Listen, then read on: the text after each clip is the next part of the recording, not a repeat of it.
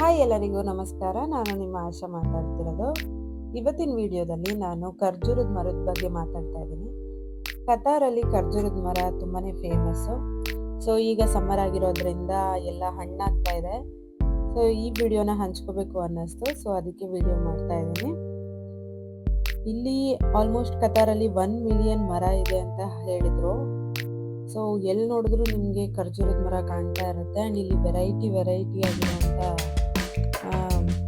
ಖರ್ಜೂರ ಸಿಗುತ್ತೆ. ಸಖತ್ ಟೇಸ್ಟಿಯಾಗೂ ಕೂಡ ಇರುತ್ತೆ.